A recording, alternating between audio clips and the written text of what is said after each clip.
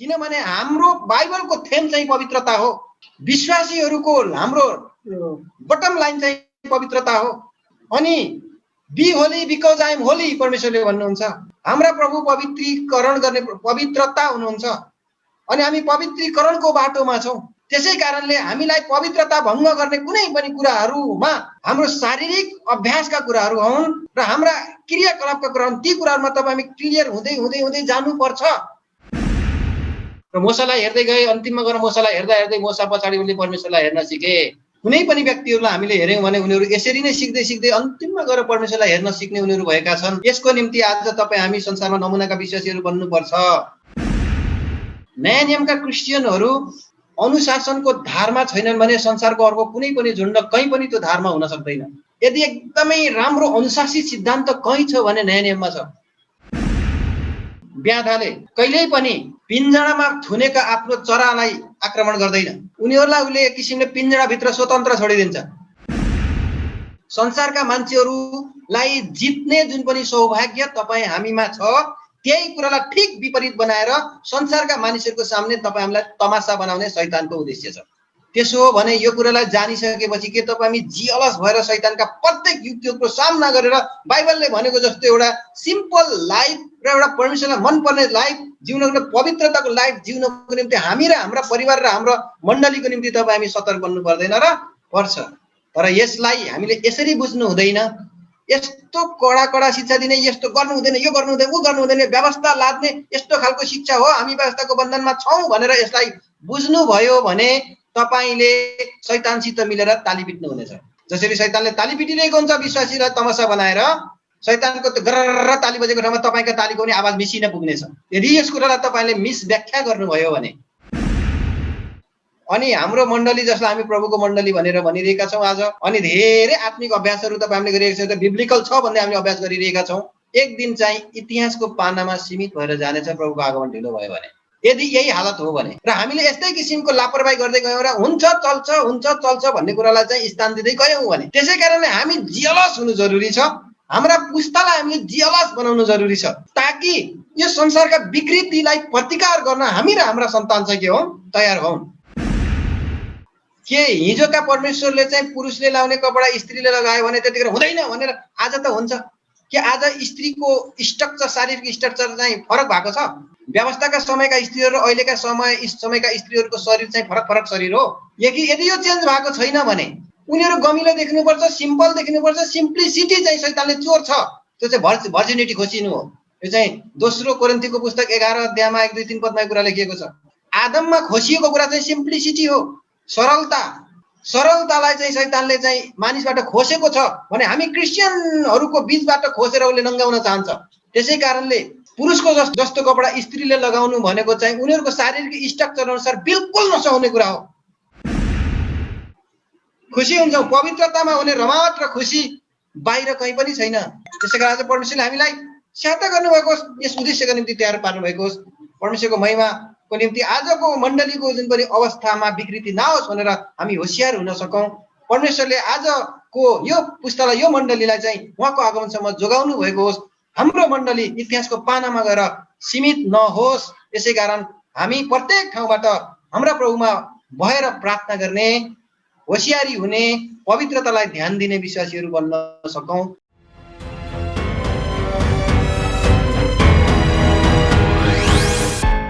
त्यसै कारण आज हामी 11 अध्यायमा आइपुग्दाखेरि फर्स्टमै पावलले माथिको सिलसिलालाई लिएर चाहिँ एउटा कुरा भन्छन्, be ye followers of me even as I also am of Christ.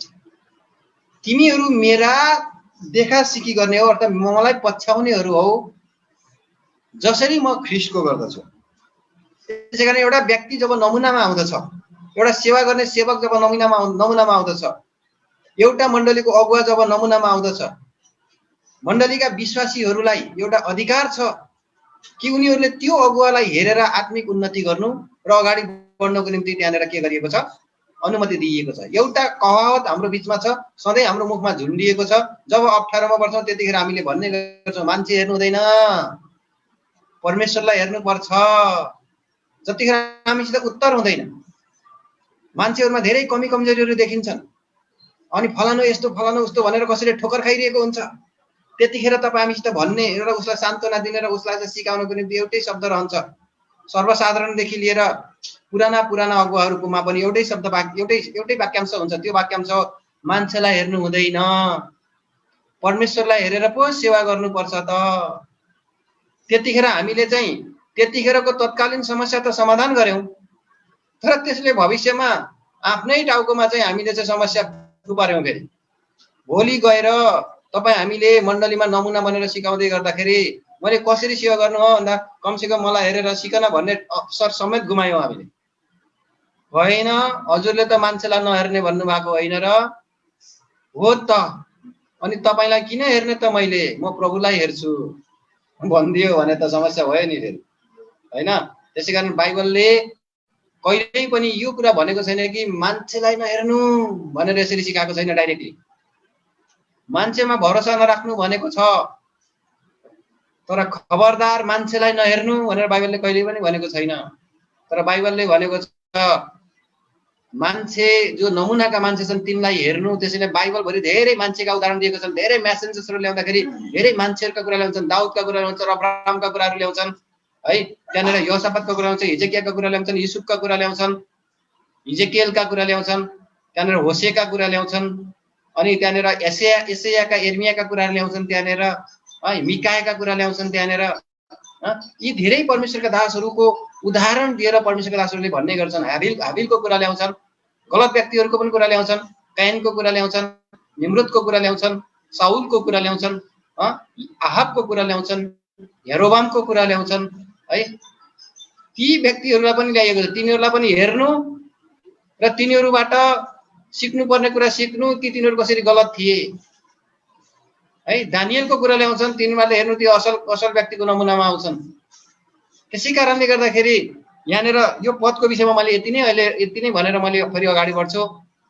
हामी नमुनामा बन्नुपर्छ, हामी आफै तयारी हुनुपर्छ र सोझा साझाहरूको निम्ति हामीलाई हेर्नेहरू, प्रभुको बाटो हेर्नेहरू हाम्रो कारणले ठेस नखाउन्। कहिल्यै पनि हामी आफू उम्किनको निम्ति विकल्पको प्रस्तुति गर्नु राम्रो होइन। हामी उम्किनको निम्ति मान्छेलाई हेर्नु हुँदैन त, मान्छेमा कमजोरी हुन्छन् नि भनेर त्यो फुत्किने बाटो मात्रै बनाएर हुँदैन, होइन। मान्छेलाई हेर्नुपर्छ, कमजोरी भयो माफी पाऊँ भनेर माफी माग्नु, ममा गल्ती भएछ भनेर माफी माग्नु चाहिँ मान्छेलाई हेर्नु हुँदैन भन्नुभन्दा कता उत्तम कुरा हो।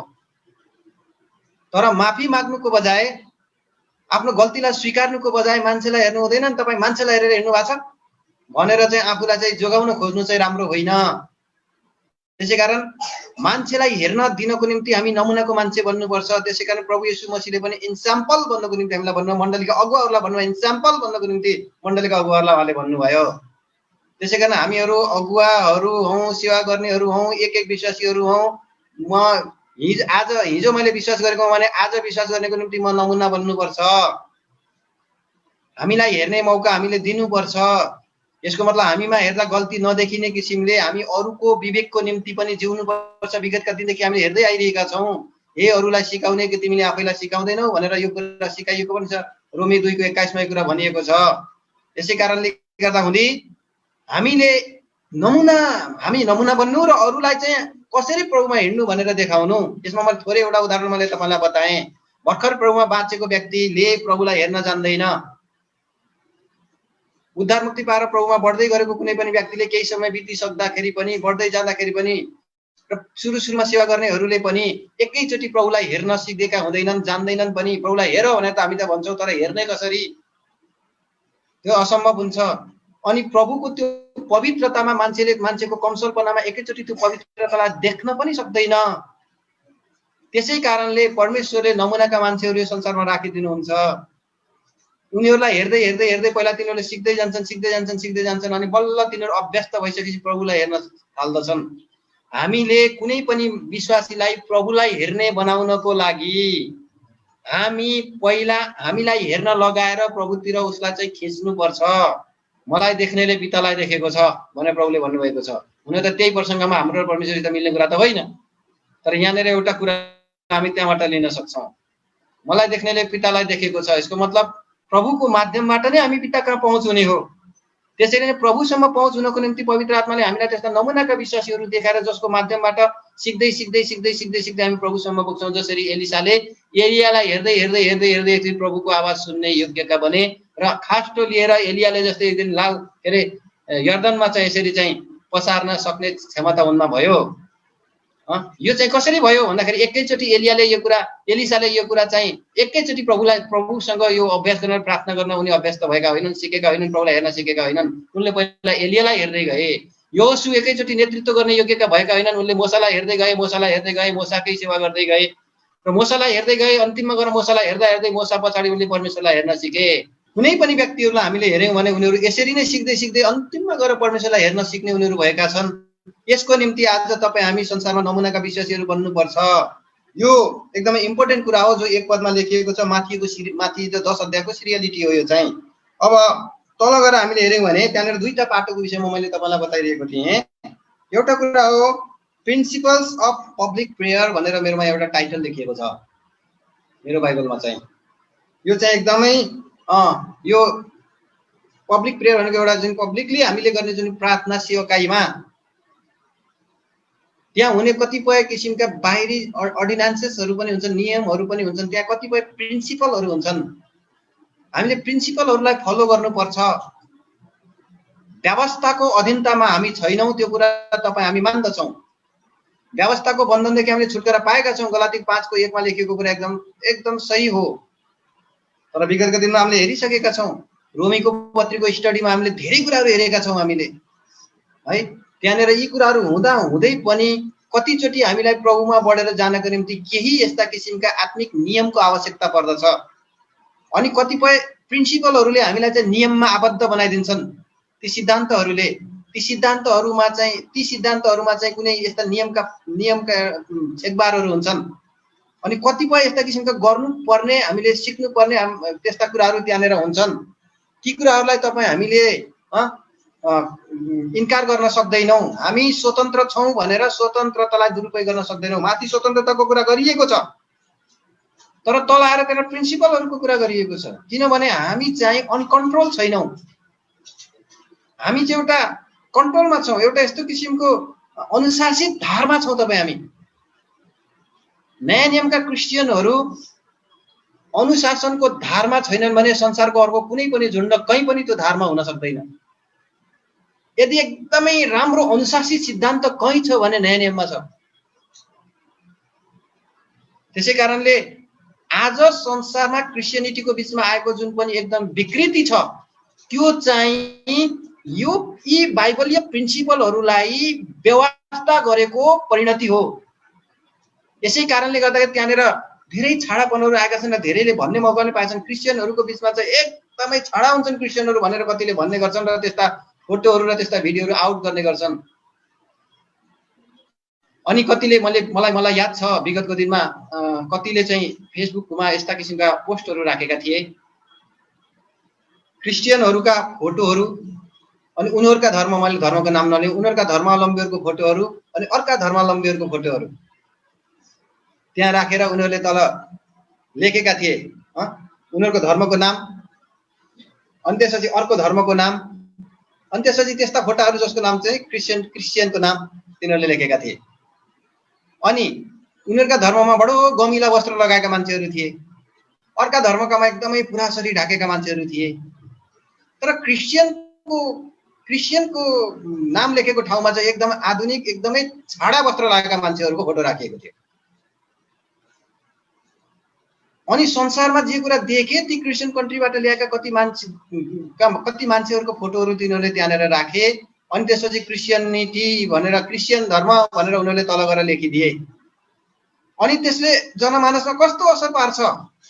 ओहो, क्रिस्चियनिटीको बिचमा त अनुशासन छैन रहेछ, उनीहरूको बिचमा लाज भन्ने कुरा छैन रहेछ, उनीहरूको बिचमा अनुशासन भन्ने कुरा छैन रहेछ, उनीहरूको बिचमा कुनै पनि त्यस्ता किसिमका दकस मान्ने कुराहरू र नियमका कुराहरू छैन रहेछन् भन्ने कुराहरू पब्लिकली ती कुराहरू चाहिँ बाहिर देखिन्छन्।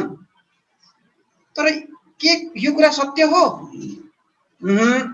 यो कुरा ठिक्कै विपरीत हो। यो चाहिँ क्रिस्चियनवाद होइन, यो स्यातानिकवाद हो। क्रिस्चियनिटी भित्र बसेको स्यातानिकता हो। क्रिस्चियनिटीको बदनाम त्यहाँनिर गरिएको छ। के नयाँ नियममा त्यस्तै लेखेको छ त्यसकारण क्रिस्चियनिटीको यस्तो किसिमले बदनाम गरियो?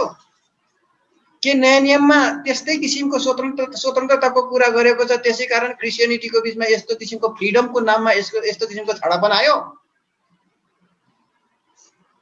यो कुरा बिल्कुलै गलत हो। तर किन अरूमा यस कुराले बढी अट्याक गरेन, क्रिस्चियनहरूको बीचमा यो कुराले किन बढी अट्याक गर्यो? बाइबलै त्यस्तो रहेछ त भनेर भन्ने मौका धेरैले पाउँछन्, तर बाइबल बिल्कुल बिल्कुल बिल्कुल त्यस्तो छैन। अरू शास्त्रहरू भन्दा कडा छ बाइबल, अरू शास्त्रहरू भन्दा स्ट्रिक्ट छ बाइबल। अरू शास्त्र भनाउँदा जति पनि पुस्तकहरू छन् त्यहाँ भएको जुन पनि लापरवाहीपन छ त्यहाँ भन्दा धेरै नै आत्मीय र धार्मिकपन छ बाइबलमा। अनि नमुनाका विषयमा हेर्नु भने, दक्कस र लाजको विषयमा हेर्नु पर्ने भने, स्वयंको विषयमा भन्नु भने, सिम्प्लिसिटीको विषयमा हेर्नु भने, जुन सरलता र एकदम त्यो सिंगारको विषयमा हेर्नु हो भने बाइबलले जुन पनि एउटा यस्तो किसिमको भद्रतालाई प्रस्तुत गर्दछ त्यो अन्य कुनै पनि शास्त्रहरूमा तपाईँ हामीले पाउँदैनौँ। एउटा मात्रै, त्यसैले यसलाई चाहिँ पवित्र शास्त्र भनेर भन्न मिल्दछ। यसले जहिले पनि पवित्रतालाई आधार बनाउँदछ, अर्थात् यसको थेम चाहिँ पवित्रता हो। परमेश्वरको वचनको थेम चाहिँ पवित्रता हो। तर देखाइमा र बाहिरी प्रस्तुतिमा र बाहिरी कुरा के आइरहेको छ भन्दाखेरि त्यसलाई ठिक असर पार्ने कुराहरू चाहिँ बाहिर आइरहेका छन्। कारण के हो तपाईँ हामीलाई थाहा छ। तपाईँ हामी चाहिँ यो परदेशमा छौँ। हामी बसेको देशलाई परदेश भनेको होइन मैले, हामी बसेको पृथ्वीलाई परदेश भनेको मैले। यो हामी परदेशमा छौँ, त्यो एउटा भाइल वर्ल्ड। यो भाइलको अर्थ चाहिँ मैले त्यहाँनिर बताएको चाहिँ पर्पोजलेसनेस, उद्देश्यहीन संसार। अहिले यसलाई केही अर्थ देखे तापनि एउटा अनर्थको संसार, जुन पनि प्रकट हुने महिमा र त्यो वास्तविकताको सामने यहाँ भएका सार्थक कुराहरू पनि बिल्कुल पर्पोजलेसनेस छन्। जब त्यो वास्तविकतालाई हामी देख्छौँ, यहाँ भएको यो अवास्तविकतादेखि चाहिँ एउटा बाइबल बुझेको विश्वासीले खुइ काट्छ। यो व्यर्थको संसारमा म कहिलेसम्म बस्नु भन्छ उसले। अनि पावलले भनेको जस्तै उसले चाहिँ यो कुरा भन्न सक्छ, इच्छा त हुन्छ कि म यहाँबाट बिदा लिएर प्रभुकै साथमा रहूँ। बाइबल बुझेको र त्यो ग्लोरीको विषयमा जानेको एउटा विश्वासीले भन्छ कि यहाँबाट बिदा लिएर म त्यहाँ छिटो जाउँ। तर नबुझेको व्यक्ति मृत्युसित डराएर यहाँनिर थरथर कापी बसिरहेको हुन्छ। यो संसारलाई अङ्कमाल गर्नको निम्ति उसले चाहिँ एकदमै माराथन दौडिरहेको हुन्छ। त्यसै कारण प्रिय हो, यहाँनिर बुझ्नुपर्ने कुरा के छ भन्दा हुँदी ठिक्कै विपरीत कुराहरू किन त्यहाँनिर देखिए जबकि विपरीत होइन। किनभने हाम्रो पछाडि चाहिँ शत्रु छ। अनि शत्रुले यदि कसैलाई बिगार्न चाहन्छ र कसैको बीचमा चाहिँ विकृति पैदा गर्न चाहन्छ भने तिनीहरूको बीचमा गर्न चाहन्छ जो उसका बसमा छैनन्। ब्याधाले कहिल्यै पनि पिञ्जडामा थुनेका आफ्नो चरालाई आक्रमण गर्दैन। उनीहरूलाई उसले एक किसिमले पिञ्जडाभित्र स्वतन्त्र छोडिदिन्छ अनि उसले तिनीहरूलाई खेद्छ र तिनीहरूलाई चाहिँ एकदमै बाँध्न प्रयास गर्छ, बन्धनमा राख्न प्रयास गर्दछ र राख्छ पनि। कसलाई? जो उसको पिञ्जडाको बन्धनदेखि बाहिर छन्, जो उसको पिञ्जडाबाट बाहिर निस्किएका छन्, जो उसको बसमा छैनन् तिनीहरूलाई बसमा राख्नको निम्ति उसले प्रयास गर्छ र कतिलाई बसमा राखेको पनि छ। कतिलाई पल्टाइसकेर कतिलाई बाँधेर लडाएको छ, सिम्सनलाई बाँधेर लडाएको जस्तै। कसले? शत्रुले। कसलाई? पिञ्जडाबाट बाहिर निस्केका चराहरूलाई, उसको बसबाट बाहिर निस्केका पशुहरूलाई, पन्छीहरूलाई, जन्तुहरूलाई उसले बाँधेर लडाएको छ। हामी ती व्यक्तिहरू हौं जो शैतानको पिञ्जडाबाट निस्कियौं। यसै कारण यसमा उसलाई खेद छ। त्यसै कारण तपाईँ हामीलाई खेद्नको निम्ति र तपाईँ हाम्रा बीचमा यस्ता किसिमका मान्छेहरूले हेर्दाखेरि गलत देखिने कुराहरू तपाईँमा चाहिँ स्थापन गर्नको निम्ति शैतान, तपाईँ हाम्रो वर्ग शत्रु भनौँ, तपाईँ हाम्रो चाहिँ आदि शत्रु भनौँ, तपाईँ हाम्रो अनन्तको शत्रु भनौँ, शैतान चाहिँ जहिले पनि तपाईँ हाम्रो पछाडि छ, पिछा गरिरहेको छ। उसले सकेसम्म तपाईँ हामीलाई छोड्दैन। तपाईँ हाम्रो बीचमा विकृति ल्याउनको निम्ति, हाम्रो परिवारमा विकृति ल्याउनको निम्ति, हाम्रा छोराछोरीमा विकृति ल्याउनका निम्ति, हाम्रो मण्डलीमा विकृति ल्याउनका निम्ति हाम्रो समाजमा विकृति ल्याउनका निम्ति अनि हामीलाई चाहिँ अरूको निम्ति हाँसोको कारण बनाउनको निम्ति जसरी बन्धनमा बाँधिएको आँखा निकालिएको सिमसोनलाई चाहिँ वरिपरि बसेर मान्छेहरूले ताली पिट्दै तमासा हेरिरहेका थिए। त्यसरी नै तपाईँ हामीलाई तमासाको मञ्चमा उभ्याएर ताली पिटाउनको निम्ति शैतान प्रयत्नरत छ। त्यसैकारण प्रत्येक विश्वासी यो विषयमा सचेत भएनन् भने तिनीहरू संसारमा प्रभुलाई खुसी पार्ने विश्वासीको बजाय उनीहरू चाहिँ हाँसोको पात्र बन्दछन् अनि त्यसपछि क्रिस्चियनिटीको निन्दाको कारण बन्दछन्। यसैले रोमी 2:24 मा परमेश्वर प्रभुको वचनमा पावलले भन्दछन्, अन्य जातिहरूको बीचमा मेरै मानिसहरूको मेरै लोकहरूको कारणले गर्दाखेरि मेरो नाउँको निन्दा भएको छ। पढ्नपट्टि म लागिन, तपाईले नोट गरिराख्नुहोस्। रोमी 2:24 पद। त्यसैकारण हामीलाई संसारमा हामीबाट प्रचार हुनुपर्ने, हामीलाई ख्रीष्टको पत्रीको रूपमा हामीलाई पढिनु पर्ने, हाम्रो हिँडाइ चलाइ बसाइ लवाई खवाई, हाम्रा सम्पूर्ण रहन सहन, हाम्रा एक्टिभिटिजहरू, हाम्रा क्रियाकलापहरू, हाम्रो सेवकाईको जीवन, हाम्रो पर्सनल लाइफ, यी सबै कुराहरूलाई देखेर संसारका मान्छेहरूलाई जित्ने जुन पनि सौभाग्य तपाईँ हामीमा छ, त्यही कुरालाई ठिक विपरीत बनाएर संसारका मानिसहरूको सामने तपाईँ हामीलाई तमासा बनाउने शैतानको उद्देश्य छ र कोसिस पनि छ। त्यसो हो भने यो कुरालाई जानिसकेपछि के तपाईँ हामी जियलस भएर शैतानका प्रत्येक युक्तिहरूको सामना गरेर बाइबलले भनेको जस्तो एउटा सिम्पल लाइफ र एउटा परमेश्वरलाई मनपर्ने लाइफ जिउनको, पवित्रताको लाइफ जिउनको निम्ति हामी र हाम्रा परिवार र हाम्रो मण्डलीको निम्ति तपाईँ हामी सतर्क बन्नु पर्दैन र? पर्छ। तर यसलाई हामीले यसरी बुझ्नु हुँदैन, यस्तो कडा शिक्षा दिने, यस्तो गर्नु हुँदैन, यो गर्नु हुँदैन, ऊ गर्नु हुँदैन, व्यवस्था लाद्ने यस्तो खालको शिक्षा हो, हामी व्यवस्थाको बन्धनमा छौँ भनेर यसलाई बुझ्नुभयो भने तपाईले शैतानसित मिलेर ताली पिट्नु हुनेछ। जसरी शैतानले ताली पिटिरहेको हुन्छ विश्वासीलाई तमासा बनाएर, त्यसरी तपाईले पनि शैतानको गरर ताली बजेको ठाउँमा तपाईको तालीको पनि आवाज मिसिन पुग्नेछ यदि यस कुरालाई तपाईले मिस व्याख्या गर्नुभयो भने।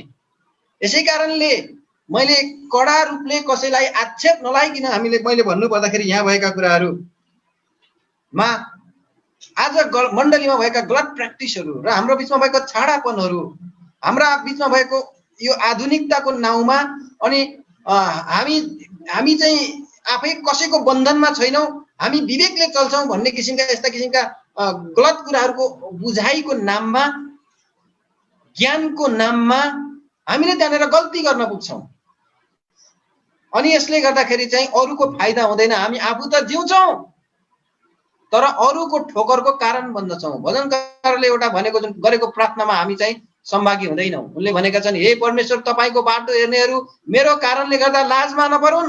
69 अध्यायको 6 पद भजन संग्रह। तपाईको बाटो हेर्नेहरू मेरो कारणले लाजमा नपरुन्, जसले तपाईमा आशा राख्दछन् तिनीहरू भनेर उनले यसरी चाहिँ त्यहाँनिर भन्दछन्। भने आज तपाईँ हामी परमेश्वरको बाटो हेर्ने व्यक्तिहरूको निम्ति नमुना बन्नुपर्छ। मण्डलीमा धेरै कुराहरू, धेरैले आज चाहिँ मण्डलीमा भएका सिस्टमहरूको विषयलाई लिएर पनि डिस्कस गर्ने गर्दछन्। दिदी बहिनीको पहिरनको विषयलाई लिएर प्रार्थना गर्दाखेरि दिदी बहिनीले केसमा घुम्टो हाल्ने विषयलाई लिएर, अझ कपडा राख्ने विषयलाई लिएर, दाजुभाइले केस काट्ने विषयलाई लिएर, अनि त्यसपछि प्रार्थना गर्दाखेरि घुँडा टेक्ने विषयलाई लिएर, तपाईँ हामीमा हुने एउटा सिम्पल लाइफको कुराहरूलाई लिएर, हाम्रा पहिरनको कुराहरूलाई लिएर आज क्रिस्चियनिटीको बीचमा बिल्कुलै छाडापन आएको छ। अनि यो कुरामा प्रभुको मण्डली धेरै हदसम्म ठिक थियो केही वर्ष अगाडिसम्म। अब त यो कुरा चाहिँ एकदमै लापरवाही भएर भइसक्यो। एकजना दाजुसँग अघि मात्रै मेरो फोन भइरहेको थियो कोही ठाउँमा। छोडिदिनुहोस्, अब कहिलेसम्म कन्ट्रोल गरेर सकिन्छ र? मान्छेहरूलाई यस्तै इच्छा छ त होस् त होस्, अब पहिला रोकियो अब नरोक्ने भनेर हामीले यसो गर्दै गयौँ भने भविष्य कहाँ पुग्नेछ? यसलाई हामीले व्यवस्थाको संज्ञा दियौँ भने स्पिरिचुअल पवित्रताका प्रिन्सिपलहरू कता जानेछन्? हामीले व्यवस्था व्यवस्था व्यवस्था व्यवस्था व्यवस्था मात्रै जान्यौँ, आत्मिक अर्डिनान्सेसहरूलाई हामीले जानेनौँ। नयाँ नियमका प्रिन्सिपलहरूलाई हामीले जानेनौँ। व्यवस्था मात्रै भन्यौँ, लिखित व्यवस्थाको विषयमा मात्रै विरोध गर्यौँ, आत्माको बुद्धिको व्यवस्था भन्ने कुरालाई बिर्सिदियौँ। बढेका व्यक्तिहरूको विषयमा विवेकले उनीहरूको विवेकमा उनीहरू ठिक भएको कुराको मात्रै हामीले व्याख्या गर्यौँ, तर अरूको विवेकमा जिउने कुरालाई हामीले व्याख्या गरेनौँ। अभ्यस्त र बुझेका व्यक्तिहरूले आफूलाई कसरी मेन्टेन गर्न सक्छन् भन्ने विषयमा सिद्धान्तगत त्यो उच्च स्तरका कुराहरूलाई हामीले ध्यान दियौँ। सर्वसाधारण व्यक्ति जो भर्खर प्रभुमा कन्भर्ट भएर आएका छन्, उनीहरूलाई अगाडि बढ्नको निम्ति, जसले प्रभुलाई हेर्न जानेका छैनन्, तिनलाई बढाउनको निम्ति त्यहाँनिर नीति नियमहरू चाहिन्छन् भन्ने कुरालाई हामीले बिर्सिदियौँ। यसै कारणले गर्दा हामी फेल खाँदैछौँ र फेल खुवाउँदैछौँ। स्वतन्त्रताको नाउँमा हामीले धेरै ठुलो गल्ती गरिरहेका छौँ। सिद्धान्त त हो कि हामी स्वतन्त्र छौँ, विवेकमा जहाँ पुगेका छौँ त्यस अनुसार चल्ने हाम्रो सिद्धान्त हो, तर अरूको निम्ति जिइदिने पनि हाम्रो सिद्धान्त हो, अरूको निम्ति नमुना बन्ने पनि हाम्रो सिद्धान्त हो। त्यो बल्ल सेवाको पाटो पर्न जान्छ। त्यहाँनिर सेवा चाहिँ एकदम सक्षम सेवा हुन जान्छ, नत्र भने त त्यो एकलकाटे सेवा बन्छ। अनि त्यसले गर्दा मण्डली समेटिँदैन, पवित्रता जोगिँदैन, अनि पवित्रताको आधार हुँदैन, धेरै लापरवाही भएर गइहाल्छ। त्यसकारण एक दुईटा व्यक्ति भएका पवित्र गरेर हिँड्छ भन्ने व्यक्ति चाहिँ एकलकाटे हुन्छन्, उनीहरूले के पनि गर्न सक्दैनन्। मण्डली लथालिङ्ग र भथालिङ्ग हुन्छ, अनि त्यसपछि परिस्थिति एकदमै उल्टा भएर जान्छ। यति कुराहरू भनिसकेपछि म केही कुराहरू अब यहाँबाट म देखाउँछु। यहाँनिर आजको पाठमा के कुराहरूको विषयमा कुरा गरिएको छ भन्दा हुँदै यहाँनिर 2 पदलाई पहिला पढ्नुहोस् त। रीतिहरू, हामी त रीतिरिवाजको बन्धनमा त छैनौँ त, हामी रीतिरिवाज त मान्दैनौँ त। यो कसलाई रीति भनेको? यहाँनिर अर्डिनान्सेसहरूलाई रीति भनेको। यसलाई चाहिँ मेरो इङ्ग्लिस बाइबलमा अर्डिनान्सेस भनेर भनिएको छ। यसको रेफरेन्समा के लेखेको रहेछ म पढ्दैछु, ट्रेडिसन्स। रीतिहरू नै परम्परा। अरे क्रिस्चियनहरू परम्परामा अल्झेर बस्छन् क्या हो? स्पिरिचुअल्ली त्यहाँनिर कतिपय स्पिरिचुअल मान्छेहरूले चलाएका जति पनि कुराहरू छन् नि, ती सबै कुराहरूलाई चाहिँ कतिपय कुराको हामीले सिधै उत्तर नपाए तापनि त्यसले कतिलाई अगाडि हुर्काउनको निम्ति ती चाहिँ सिद्ध साबित भएका थिए, प्रमाणित भएका थिए, र त्यसले कतिलाई हुर्काउनको निम्ति त्यसले राम्रो रोल खेलेको थियो। त्यसकारण त्यस्ता किसिमका अर्डिनान्सेसहरू उनले त्यहाँनिर राखेका थिए। कसैले यस्ता विषयमा विवाद गर्छ भने हाम्रो मण्डलीमा यस्तो परम्परा छैन भनिदिनु। तल आएर हेर्नुहोस् त, यो कहाँनिर हामीले पढ्छौँ भन्दा हुँदै यदि 16 पद,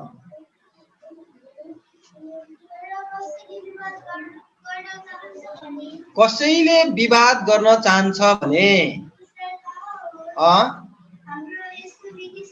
हाम्रो यस्तो रीति छैन,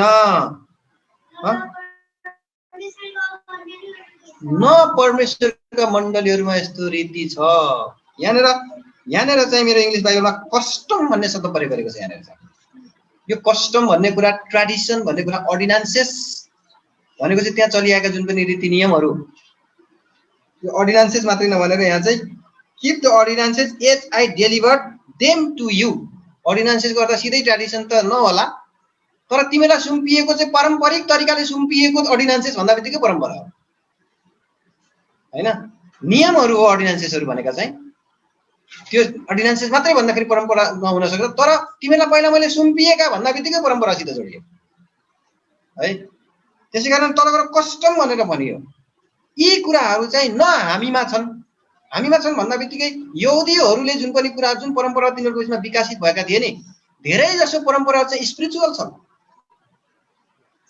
तिनीहरूको बिचमा विकसित भएका परम्पराहरू अहिले पनि अन्य धर्मका व्यक्तिहरूले पनि त्यहाँ भएका कति परम्पराहरूलाई चाहिँ वैज्ञानिकरण गरेर चाहिँ प्रस्तुत गर्न खोज्छन् नि, जबरजस्ती मिलाउन खोज्छन् नि, तर ती त कति हास्यास्पद छन्।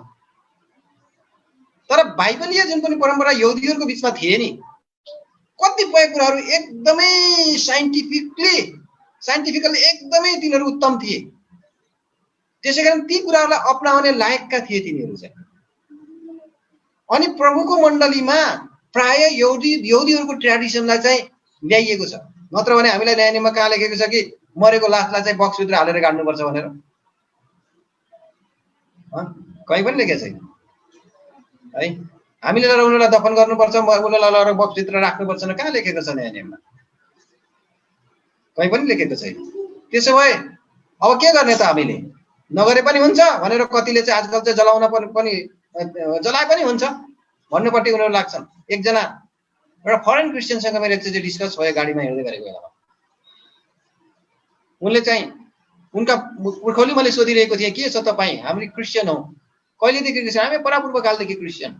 अनि तपाईँका बाबुबाजेहरू के भयो भने सोध्ने क्रममा हाम्रो बाजेको यस्तो किसिम मृत्यु भइसकेपछि हामीले लगेर यसरी जलायौँ। कसरी तपाईँले आफ्नो बाजेलाई जलाउने कुरामा तपाईँ सहमत हुनुभयो? तपाईँहरू सहमत हुनुहुन्छ? अरे हुन्छ, जलाउनु, सबै कुराहरू हुन्छ। मैले भने बाइबलले के हामीलाई यो आधार दिन्छ के? मैले बाइबलबाट कुनै त्यो पद देखाउनु त मसँग नै थिएन, तर म जोसमै उसित कुरा गरिरहेको थिएँ। तर मलाई यो कुरा थाहा थियो, जलाउनु र गाड्नुको विषयमा बाइबलले पुरानो नियमदेखि बताएका कुराहरू। जलाउनु कति गलत हो, अनि कसलाई जलाइन्छ, जलाउनु भनेको कति ठुलो अपमान हो। अनि परमेश्वरले मान्छेको अपमान गर्न चाहनु भएको होइन। सबै कुराहरूले चाहिँ गाड्ने भन्ने कुरालाई सङ्केत गर्छ। सङ्केत कहाँ छ? पुरानो नियमदेखि छ। माटो कसरी माटोमा मिल्नु, माटोमा मिलाउने हो, खरानीमा मिलाउने होइन। बाइबलले हामीलाई प्रशस्त आधार दिएको छ। तरै पनि नयाँ नियममा एकै ठाउँमा भनेको छैन कि बाक्समा हालेर लएर गाड्नु भनेर भनेको छैन। त्यसो भए हामीले यसलाई तोड्दा हुन्छ? बाबुलले यहाँनिर भन्छन् अन्य कुराहरूसँग यी कुराहरूसित ती कुराहरू पनि जोडिन जान्छन्। हुँदैन भन्न सकिन्छ। अब किन? जुन कस्टम हाम्रो बिचमा आज क्रिस्चियनिटीको बिचमा चलेर आए नयाँ नियममा जुन ट्रेडिसन चलेर आए, तिनीहरू स्पिरिचुअल थिए, तिनीहरू परमेश्वरको तर्फबाट थिए। किनभने पुरानो नियमका यहुदीहरू जो बाइबल विहीन होइनन्, परमेश्वरको वचन विहीन होइनन्, उनीहरूले गरेको कतिपय स्पिरिचुअल अभ्यासहरू चाहिँ नन बिब्लिकल अभ्यासहरू होइनन्, तिनीहरू बिब्लिकल अभ्यासहरू हुन्। त्यही ती बिब्लिकल अभ्यासहरू चाहिँ नयाँ नियमको मण्डलीमा चाहिँ सिधै ल्याइयो। हाम्रो प्रभु यीशु मसीहको विषयमा जसरी उहाँलाई चाहिँ चिहानमा गाडिएको कुराहरू हामी चिहानभित्र थुनेर राखेको कुराहरू देख्छौँ। त्यो चिहानै बक्स जस्तो थियो। त्यहाँनिर बक्समा हालेको कुरा त देख्दैनौँ, तर चिहानै बक्स जस्तो थियो है। त्यसमा के को बक्स बनाउनु पर्ने, कस्तो बनाउनु पर्ने, यो विषय हाम्रो डिस्कसनको विषय होइन। जो मिट्टी दिने हाम्रो डिस्कसनको, मिट्टी दिनुपर्छ भन्ने बाइबलको कुरा हो होइन। यसै कारण यस्ता कति कुराहरू त्यस विषयमा मलाई तिनी चाहिँ एकदमै रिसाइन मसँग चाहिँ पछि गएर एकदमै रिसाइन मसित कुरा गर्न नि उनी मन पराएन है। किनभने उनको कुरा मैले काटिदिएको कारणले गर्दाखेरि। तरै पनि मैले कुनै त्यसको पद लिएर मैले उसलाई चाहिँ बताउने कुनै आधार थिएन। तर वास्तविकता यही हो। बाइबलले हामीलाई भन्दछ ती ट्रेडिसनहरू चाहिँ पिता पुर्खादेखि चलिआएका छन्।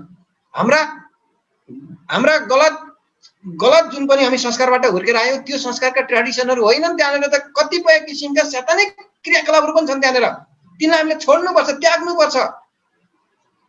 तर यहुदीहरूलाई यता क्रिस्चियन भएर आउनको निम्ति तिनीहरूलाई गाह्रो थिएन, किनभने तिनीहरूले धेरै कुराहरू नछोडे पनि समस्या थिएन। यहुदीहरूले खतना गर्छन् भने त्यो समस्याको विषय होइन। त्यससित चाहिँ स्पिरिचुअलिटी जोडिएको थियो। अनि परमेश्वरका दासहरूले विगतका दिनमा स्पिरिचुअलले कति बसालेका नियमहरू, जुन कुराहरूले आत्मिक कुरालाई चाहिँ दखल पुर्याउँदैनन् भने त्यस्ता कुराहरू हामीले चाहिँ त्यस्ता कुराबाट हामी अगाडि चाहिँ उत्तम कुरा गर्नु जरुरी छ। तर आत्मिक कुरालाई दखल पुर्याउँछ भने ती कुराहरूलाई काट्नु उपयुक्त हुँदैन। यसैमा हामी फेरि पुरै न्यारोपनमा चाहिँ फेरि छानबिन गर्नु बिना नै हामी होमिनु चाहिँ हुँदैन फेरि। तर जे कुराहरू बिल्कुल आत्मिक छन् र आजको परिवेशमा चाहिँ तिनीहरू चाहिँ एकदमै चाहिँ क्रियाशील हुन्छन्, त्यसले चाहिँ आत्मिकपन सिर्जना गर्छ, ती कुराहरूलाई हामीले चाहिँ कन्टिन्यू लिएर आउनु चाहिँ राम्रो हुन्छ। र त्यसलाई चाहिँ मण्डलीमा त्यो कुरालाई चाहिँ एकदमै आधुनिकीकरणको नाममा हामीले चाहिँ त्यसलाई चाहिँ व्यवस्था गर्ने कुरादेखि हामी होसियार हुनुपर्छ। नत्र भने त यो संसार कहाँ पुगेर टुङ्गिएला भनेको ठाउँमा चाहिँ यो मण्डली कहाँ पुगेर टुङ्गिएला भने जस्तै हुन सक्छ। अनि हाम्रो मण्डली जसलाई हामी प्रभुको मण्डली भनेर भनिरहेका छौँ आज, अनि धेरै आत्मिक अभ्यासहरू तपाईँ हामीले गरिरहेका छौँ, बिब्लिकल छ भन्दै हामीले अभ्यास गरिरहेका छौँ। एक दिन चाहिँ इतिहासको पानामा सीमित भएर जानेछ प्रभुको आगमन ढिलो भयो भने। यदि यही हालत हो भने र र हामीले यस्तै किसिमको लापरवाही गर्दै गयौँ र हुन्छ चल्छ भन्ने कुरालाई चाहिँ स्थान दिँदै गयौँ भने त्यसै कारणले हामी जियलस हुनु जरुरी छ। हाम्रा पुस्तालाई हामीले जियलस बनाउनु जरुरी छ ताकि यो संसारका विकृतिलाई प्रतिकार गर्न हामी र हाम्रा सन्तान चाहिँ के हौं तयार हौं। अब यहाँनिर माथि 3 पदमा पनि यो कुरा लेखेको छ, बट आई वुड have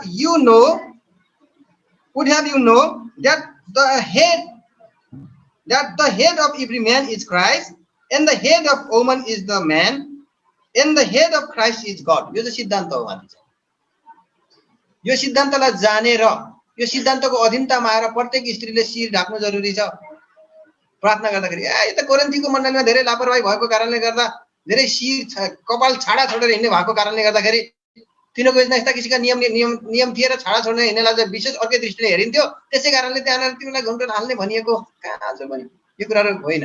मैले विगतको दिनमा एकजना कुनै सिस्टरले पुरा कपाल छोडेर चाहिँ एकदमै आत्मिक भएर उनले चाहिँ वचन दिइरहेकी थिइन् अनलाइनमा। मलाई चाहिँ खपिन सक्नु भयो। अलिकति परमेश्वरको वचनलाई सिधै उल्लङ्घन गरेको जस्तो लाग्यो। यति भएको के बिग्रिन्थ्यो र यति शिर ढाक्दिँदैमा के बिग्रिने थियो र भन्ने कुरा सायद मैले चाहिँ बाध्य भएर लेख्दिएँ कि जस्तो लाग्छ। अलिक सुच्चै भए जस्तो लाग्छ मलाई है। अब उनीहरूलाई त अप्ठ्यारो मन नलाग्ला, उनीहरूको आफ्ना डिस्कसन होला, आफ्ना किसिमका उनीहरूका वर्णन होलान्, आफ्ना किसिमका उनीहरूका तर्क होलान्, तर यी मान्छेका तर्कहरू यो स्पिरिचुअल्ली चर्चमा भएको अर्डिनान्स चर्चमा भएको जुन पनि ट्रेडिसनलाई चाहिँ व्यवस्था गरिएको हो। त्यो चाहिँ यदि कसैले यस्ता विषयमा डिस्कस गर्छ भने हाम्रो बिचमा र मण्डलीमा यस्तो किसिमको नियम र यस्तो किसिमको परम्परा छैन। बस सिद्धियो कुरा। डिस्कसै गर्छ भने हाम्रो परम्परै छैन, यो हाम्रो चलनै छैन यस्तो। चलनमा चल्ने हो तिमी भन्छ। हजुर, चलनविहीन हामी हुन सक्दैनौँ, अनुशासनविहीन हामी हुन सक्दैनौँ, नियमविहीन हामी हुन सक्दैनौँ, प्रिन्सिपलविहीन हामी हुन सक्दैनौँ, हामी सिद्धान्तविहीन हामी हुन सक्दैनौँ। किनभने परमेश्वरले सबै कुराहरू अर्डरमा सृष्टि गर्नुभएको छ, सबै कुरा अर्डरमा राख्नु भएको छ। त्यस्ता अर्डरका परमेश्वरले कहिले पनि अर्डरविहीन कुराहरू यहाँनिर हुन दिनुहुन्न। एकदमै सिस्टमेटिकली खाना बस्दाखेरि त सिस्टमेटिकली भन्नुहुन्छ प्रभुले होइन। सबलाई लाइनमा 50-50 100-100 को लाइनमा मिलाएर राख भन्नु भएन उहाँले। 50-50 100-100 भनेको चाहिँ यसरी राख्यो भने 100 जना, अर्को लाइनमा चाहिँ 100 जना, अनि यसरी 1300 गर्दाखेरि कति जना? 50 जना। ती अगाडिका 50 जना एउटै लाइनमा हुनु पर्यो, अनि त्यो 50 जनाका पछि फेरि 100 जना चाहिँ फेरि त्यसको ठिक लाइनमा हुनु पर्यो। अनि कति जना हुन्छन्? 50 × 100 5 कति जना हुन्छन्? 5000। त्यहाँ खानेहरू कति जना थिए? 5000 भन्दा बढी थिए के मिलेन र हिसाब है। 50-50 100-100 यसरी राख्नु। त्यसैकारण प्रत्येक कुराको अर्डर पहिलो कोरिन्थी 14:40 मा भन्छ तिमीहरूको बिचमा सबै कुराहरू एकदमै क्रम अनुसार होस्। यो अर्डरका कुराहरू। त्यसैकारण स्त्रीले शिर ढाक्ने विषय है, केस नकाट्ने विषय, केस राख्ने विषय, केस नकाट्ने विषय, पहिरनका विषय, यहाँ सबै कुरा टच गरिएन। तर हामीले यो कुरा आज धेरै मण्डलीहरूमा यो कुरा चाहिँ एकदम लापरवाही भएर गइसकेको छ। आज त सामाजिक सञ्जालमा त झन् एकदमै यो लापरवाही देखिन्छ। क्रिस्चियनिटी भनेको चाहिँ क्रिस्चियनहरू भन्दामा देखिने जुन पनि पवित्रता छ, अन्य धर्मावलम्बीका मानिसहरूको भन्दा उनीहरूलाई हेर्दाखेरि अझै पवित्रता देखिनुपर्छ। उनीहरूमा कुनै पनि किसिमको मान्छेलाई असर पार्ने र मान्छेलाई पापी बनाउने खालको अवस्था सिर्जना गर्ने कुनै पनि किसिमको तिनीहरूमा एक्टिभिटिज र पहिरन हुनु हुँदैन। पुरानो नियममा भनेका कुराहरू, व्यवस्थाको नियममा भनेका कुराहरू ती कस्टमलाई आज मण्डलीमा फलो गरिएको हो। व्यवस्था 22 को 5 लाई पढ्नुहोस् त प्लिज। यो चाहिँ धेरैलाई ठेस लाग्ने कारण भन्छ। आज हाम्रो नेपालमा त ठेस धेरैलाई नलाग्ला, इन्टरनेसनल स्तरमा धेरैलाई ठेस लाग्छ। काम गर्नुपर्छ, अफिस जानुपर्छ, के त्यसो नगरेर हुन्छ? तर्क चाहिँ त्यो हो के मान्छेको। काम गर्नुपर्छ, ल भन्नुहोस् त हामीले पाइन्ट नलागिने काम कसरी गर्ने? उनीहरूको तर्क। परमेश्वरले के भन्नुहुन्छ? तिमीले पाइन्ट नलागिने काम गर्न सकेन भने त्यही काम गर भने मैले तिमीलाई भनेको छु भन्ने भने के भन्ने नि फेरि। हाम्रो समय अनुसार अर्थ लगाउने कुरा, हाम्रो आवश्यकता अनुसार अर्थ लगाउने कि बाइबल अनुसार अर्थ लगाउने? यो कुरा धेरैलाई कडा लाग्छ। प्लिज मसित नरिसाउनुहोस्, प्रभुसित रिसाउनुहोस् त भन्नै मिल्दैन हैन। मसित नरिसाउनुहोस्, यो बाइबलमा किन लेखेको होला भनेर चाहिँ आफैमा पनि नरिसाउनुहोस्। यता व्यवस्थाको कुरा भन्नुहुन्छ भने मैले बताइसकेँ अगाडि, व्यवस्थाका एक एक बिन्दु पूरा हुन्छन्। कति आत्मिक तवरले पूरा हुन्छन्, कति चाहिँ कस्टमको रूपले पूरा हुन्छन्।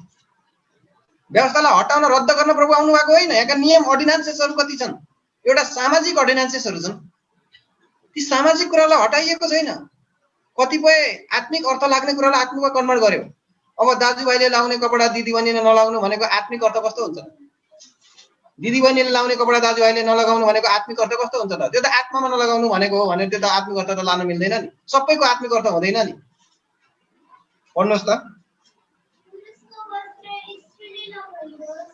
पुरुषको वस्त्र स्त्रीले नपहिरोस्, न त स्त्रीको वस्त्र पुरुषले पहिरोस्।